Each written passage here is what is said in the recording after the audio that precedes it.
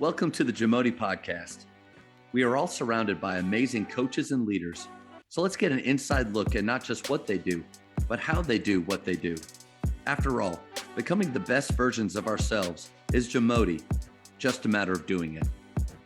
The JAMODI podcast is powered by Sideline Interactive.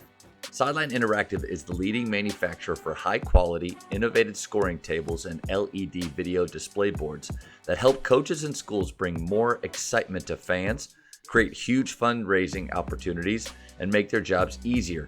Visit sidelineinteractive.com to check out their amazing products. A lot of culture talk a second ago, and how does that drive the performance of your program? Yeah. I think it's everything. You know, it's the center of everything. So culture is a really buzzword right now. You know, everybody likes to use it, but to be honest with you, it is what it is. So, you know, I know that some people say rather say other things, but for me, you know, especially being Christ-led and Christ-centered in our program, setting the tone in the locker room and togetherness and how we talk to each other and how we communicate. This past group that I just had, that I've had some of them for several years and some of them for a short time, but the togetherness we've had the last 3 years is really why we've been so successful. We've made deep runs. We've won a lot of, we've cut down a lot of nets. We've done a lot of things, but we're talented and we have good players, but the togetherness and the camaraderie and the brotherhood and the unselfishness. And, I'm such a joy person. I always say I want my team to reflect my life. And I want my life to be joyful. So I want my team to be joyful. Every coach is different. And you know what? There's no right or wrong. Yeah. Some people like going into practice and fighting. Some people like to go in there and challenge and get them tough. But for me, I need to just go in there. I want to get in the boat with you. I want to grab an oar next to you and row with you. And I just want to do it together and work on it. But if we're constantly at odds, I'm not as good of a coach. I can't get the most out of you. I don't know why. I've tried it a bunch of times. And so now when I'm looking for players and stuff, I'm like, who's going to fit in our culture, want to talk about these deeper things, want to get into life, want to have these life conversations so that when we get on the court, we're playing for each other at a high level, and that's it. How do you know that in a player? What are the things that you do to find that out so that you're not fooled by one conversation that you have with the kid or the family? And how do you find that out? Well, I don't think, first of all, you can't, I don't have the perfect answer because we always have some, you're always going to miss or not be fooled. I don't mean by I completely understand. But I think everybody tries to put their best foot forward and maybe even with the best intentions, they try, but then ultimately, when times are tough, that's when you really find out what you're about. I'd say it's a couple things. One is you try to be spirit-led. That's one. So try to get a good understanding if you can. But number two, I'm really, since I love talking, I like this kind of stuff. I'm really, really big on making them uncomfortable a little bit to where they have to speak a lot. So like the very beginning of our conversation, I'll be like, tell me what you're looking for. Now you tell me about yourself. Now you tell me about your faith. Now you tell me. And so over and over, they think I'm calling to recruit them, but the whole conversation is you talk. And then when we're done, then I'll tell you but I want to hear you articulate. And I want to see, is this like, how are you responding to this? Are you enjoying it? Are you getting excited about it? Does it, are we meshing together? Those type of things. And if we can get to that point, then, I think that we're at least open enough to where I can look you in the eyes. I think, one thing is you want to break the wall. You got to break down and get the trust. But, people put up that wall. They don't want to trust people. If you can break that down, you can get deeper. So I try to do that right away. I'm really vulnerable with myself too. I'll tell them, like, if they ask me a question, I'm very honest. I don't try to hide anything. And I'll be like, yeah, like I just told you, I messed up a little bit this year talking about I'll tell the recruits, I'll be like, yeah, this year we spent time. I was talking about winning all these championships and I'd never done that before. And I shouldn't have done it because that's not who I am.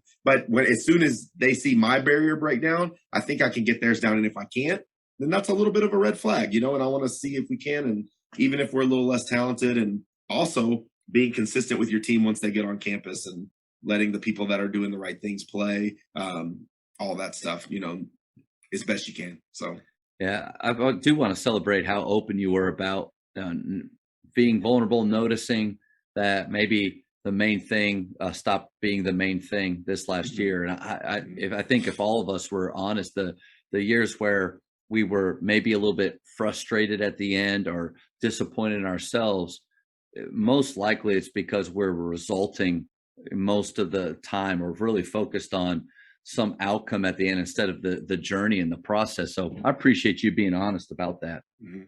Yeah.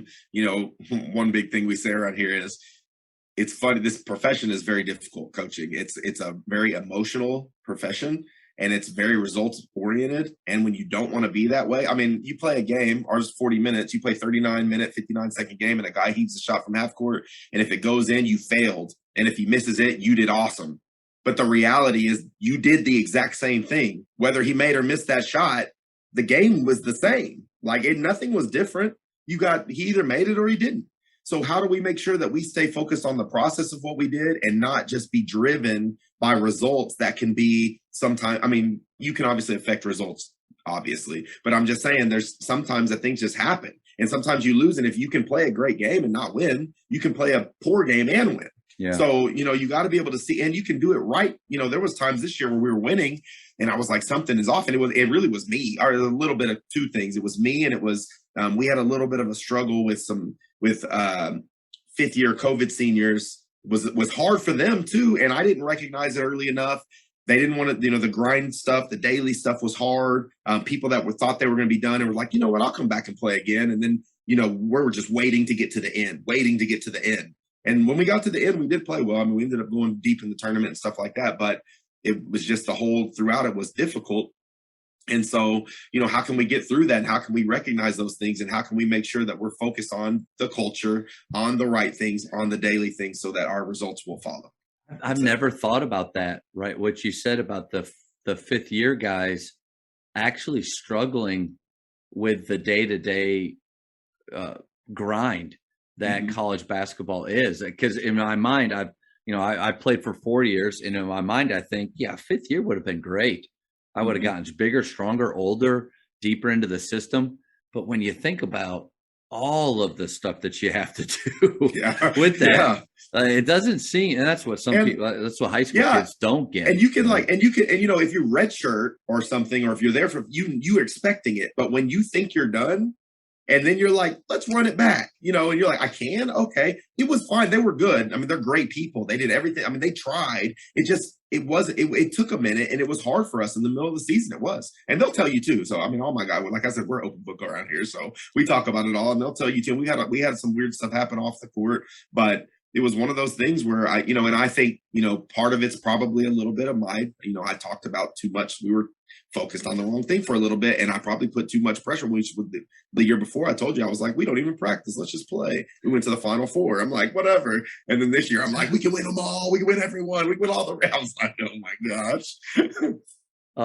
I had a similar realization when the year March, COVID happened in March, and we didn't see our returning players the rest of the school year, just shut down. Yeah.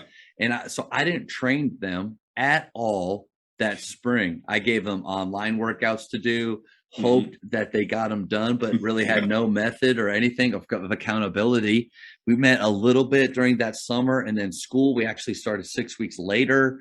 And all that to say, the season went fine.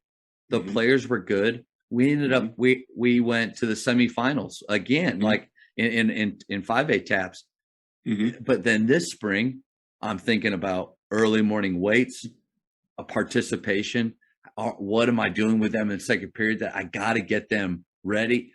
And then, but I forget quickly, like 2 years ago, I literally did nothing with them, and they were just fine. Are they as good as they could have been? I don't know, but they were just fine. So yeah, it's funny you say that. We went to the Final Four, and I come back, we're like, next year we're going to be on top. And I was like, we just went to the Final Four. It's the best season I ever had. One of the best seasons we ever had. I was like, and I'm here like, but next year we're going to be even better. And I was like, golly, man, like, just love on the kids, let it do. The results will come.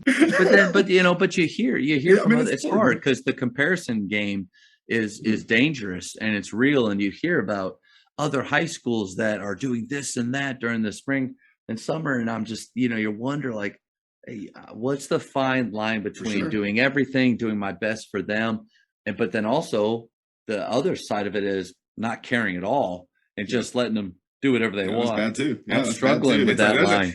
And we got to find the line for ourselves. Like I said, every coach is different. Yeah. Some coaches are great because they're in control all the time, and that's what they do, and they're great at it. I'm not that person. I'm like a creative thinker. So if I'm in here like trying to boom, boom, boom, it's going to seem fake after a while because I don't even operate like that. And I'm trying to do it, but I'm not really about it. And, every day I'm going to be trying to be hard on them. But in my mind, I'm like, man, I don't even want to do this. I mean, that's not it. So I did that when I was younger, tried to be a bunch of other people. So, and eventually you got to find yourself and what works for you and what works with your players too, because the players change too. I mean, you don't always have the same type of team. A young team responds different than a veteran team. I mean, that's part of it. So, Thank you for checking out today's episode. Please take a moment to subscribe to this podcast, share it with your fellow coaches, and find us on social media for what's coming up next on the JAMODI podcast. It's just a matter of doing it.